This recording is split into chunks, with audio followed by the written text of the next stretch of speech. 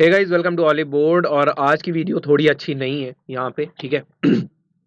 एक छोटी सी इन्फॉर्मेशन देनी थी। ग्रुप डी का एग्जाम है जिसमें कि चीटिंग की कोशिश की गई है, ठीक है। जो आपको 24 अगस्त का जो आपका पेपर होने वाला था, ठीक है। तो 24 अगस्त का जो आपका पेपर हुआ है ग्रुप डी का, उसमें थोड़ी बहुत चीटिंग की यहाँ पे कोशिश की गई है। अब ये बात कितनी यहाँ पे सच है, और अगर ऐसी चीटिंग एक जगह पे कोशिश की गई है तो ऐसा नहीं है कि बाकी जगह पे कोशिश नहीं की गई होगी, और हो सकता है कई जगह पे सफल भी हो गया हो, है ना, वो चीटिंग करना सफल भी रहा हो। तो थोड़ा-सा यहाँ पे इस पे बात करेंगे, और यही चीज़ पसंद नहीं आती है, ठीक है? बच्चे जो जेन्युइन बच्चे होते हैं, जो सीरियस कैंडिडेट होते हैं, उनके साथ बहुत ज़्यादा ये नाइंसाफ़ी वाली बात हो जाती है कि कोई बच्चा बहुत अच्छे से पढ़ रहा है और कुछ बच्चे चीटिंग करके उसी एग्जाम को क्वालीफाई करने की कोशिश कर रहे हैं।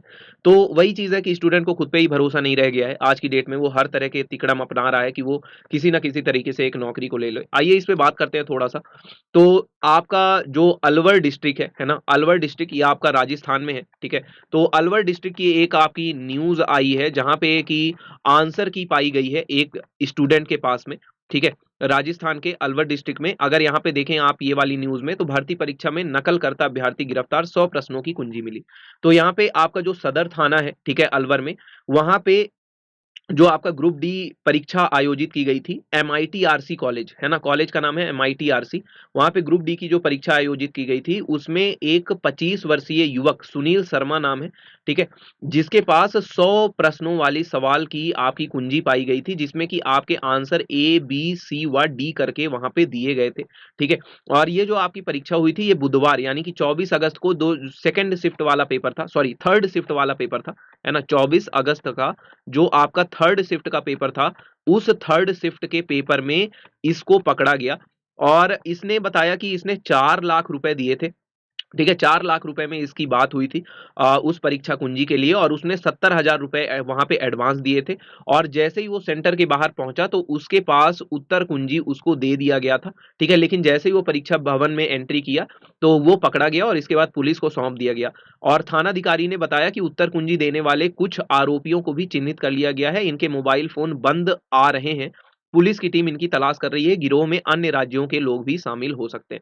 और अगर गिरोह में अन्य राज्यों के लोग शामिल हो सकते हैं, यानी कि आपका बाकी जितने भी अदर सेंटर हैं, जो भी अदर दूसरे आरआरबीज़ हैं, वहाँ पे भी आपका वहाँ पे पॉसिबिलिटी है कि चीटिंग करने की कोशिश की गई है।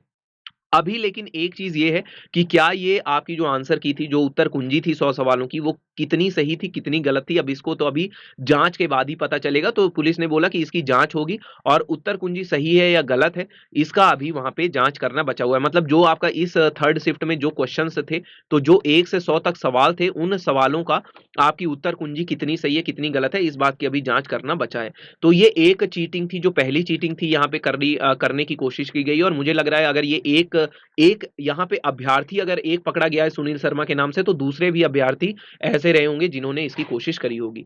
वहीं पे दूसरा अगर देखें तो वडोदरा से एक न्यूज़ आई है, वडोदरा से, कि भर्ती परीक्षा पास करने को अपनी खाल दोस्त के अंगूठे पर चिपकाई, ठीक है? तो एक लड़के ने क्या किया कि अपना पेपर चाह रहा था कि मेरा दोस्त सॉल्व करे, ठीक है? ऐसा हो जाता है कि आपका दोस्त जब तेज होता है, तो आप ये कोशिश करते हो कि भाई चलो दोस्त ज़्यादा तेज है, वो मेरी मदद करेगा, लेकिन इतनी खतरनाक मदद करने की कोई सोच सकता है, ये तो भाई बहुत ही खतरनाक बात है। तो यहाँ पे जो आपका 22 अगस्त का पेपर था, है ना? 22 अगस्त को रेलवे में समूह डी की भर्ती परीक्षा थी। वडोदरा के एक परीक्षा केंद्र में 600 से अधिक अभ्यर्थी पहुँचे थे, ठीक है? और किसी भी प्रकार की धोखाधड़ी को रोकने के लिए सभी अभ्यर्थियों को अपने अंगूठे का निशान देना आवश्यक है, ठीक है? यानी कि आपका पता है, आपको बायोमेट्रिक टेस्ट होता है, और बायोमेट्रिक टेस्ट में ही ये लड़का आपका पकड़ा गया है, तो ठीक है?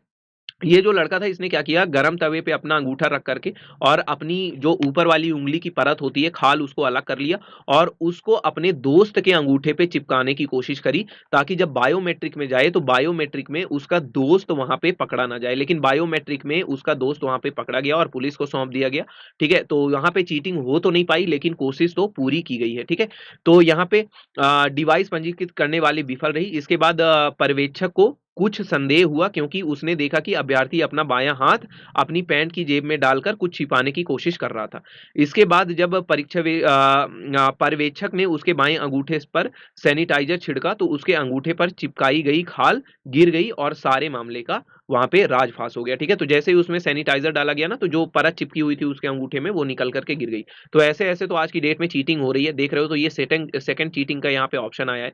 भाई ग्रुप डी का एग्ज़ाम है, लेकिन मतलब ऐसा भी नहीं है कि भाई आप अपनी ज़िंदगी से खिलवाड़ कर लें, इतनी बड़ी कोई भी चीज़ नहीं होती। बच्चे यहाँ पे क्या होते हैं, अब हमेशा के लिए वो बच्चा कभी कोई गवर्नमेंट एग्ज़ाम की परीक्षा नहीं दे पाएगा, ठीक है? तो यार इतना बड़ा भी कोई एग्ज़ाम नहीं होता, ग्रुप डी का एग्ज़ाम तो छोटा एग्ज़ाम ही है, ठीक है? ग्रुप डी की पोस्ट के लिए अगर आप इतनी बड़ी चीटिंग करेंगे कि आप अपनी ज़िंदगी के साथ खिलवाड़ करेंगे, तो मतलब ये तो बहुत ही क्या कहते हैं कि निंदनीय बात हो गई, है ना? कि मतलब इसके बाद तो कुछ बचता ही नहीं है कि आप कितना नीचे गिर सकते हैं। तो ऐसा काम मत करिए, और बाकी बच्चे जो सीरियस एस्पिरेंट हैं, उनके साथ बहुत गलत होता है। मैं ये नहीं कह रहा कि अभी यहाँ पे सफल हुए, लेकिन ऐसी चीज़ों में फिर आगे अगर कहीं पे सफल हो गए, इतने फेज़ में एग्ज़ाम होना है, 2 महीने तक परीक्षा होनी है। अगर इस तरह की चीटिंग हो रही है कि भाई परीक्षा कुंजी बँट रही है, तो कहीं न कहीं फिर धाँधलेबाज़ी चल रही है, और अगर ये किसी बच्चे को पता चलता है, तो उसका मोरल डाउन होता है, ठीक है? तो ऐसी आगे प्लीज़ कोई भी स्टूडेंट कोशिश ना करें ये सब चीज़ें करने की। बायोमेट्रिक होता है, आप पकड़े जाएँगे, ठीक है? आपको एनी हाउ पकड़ लिया जाएगा बायोमेट्रिक में, आप बायोमेट्रिक से नहीं बच सकते, ठीक है? आप कितना भी दिमाग लगा लें, ठीक है? जो आपका परीक्षा जो वहाँ पे हो रहा है, जो परीक्षा केंद्र है जहाँ पे लोग परीक्षा आपकी ले रहे हैं, वो आपसे ज़्यादा समझदार हैं, उन्हें पता है कि किस प्रकार से चीटिंग स्टूडेंट कर सकता है, और वो आपको पकड़ ही लेंगे, ठीक है? तो इस तरह की आगे की कोशिश मत करिए, ठीक है? कोई फ़ायदा नहीं है, हमेशा के लिए आप बैन कर दिए जाओगे आगे। अब बताइए ये बच्चा कभी आगे एग्ज़ाम नहीं दे पाएगा, ठीक है? तो एक छोटे से एग्ज़ाम के लिए पूरी ज़िंदगी अपनी बर्बाद कर लेना सही बात नहीं है, ठीक है? तो ये एक छोटी-सी इन्फॉर्मेशन थी, और आगे मेरी यही सबसे रिक्वेस्ट है कि जो भी बच्चे हैं ऐसे, जो भी कुछ इस तरह का सोचा करते हैं, प्लीज़ ऐसा मत सोचिएगा, ठीक है? और बाकी बच्चे जो हैं वो अपनी तैयारी करते रहिए। ऑलिव बोर्ड के साथ अपनी तैयारी करिए, आगे अभी बहुत लंबा एग्ज़ाम है। ग्रुप डी स्टूडेंट्स के लिए एक छोटा-सा इन्फॉर्मेशन, अगर आप ऑली बोर्ड के मॉक्स लेते हैं ग्रुप डी के लिए, जो कि बेस्ट मॉक हैं, आपको पूरे मार्केट में बेस्ट मॉक्स हैं ग्रुप डी के लिए, तो आप यहाँ पे सबसे ज़्यादा डिस्काउंट 5% और एक्स्ट्रा डिस्काउंट, मैक्सिमम डिस्काउंट के लिए आप यहाँ पे सौरभ कोड का इस्तेमाल कर सकते हैं, और आप अपने मॉक टेस्ट वहाँ पे परचेज़ कर सकते हैं, ठीक है?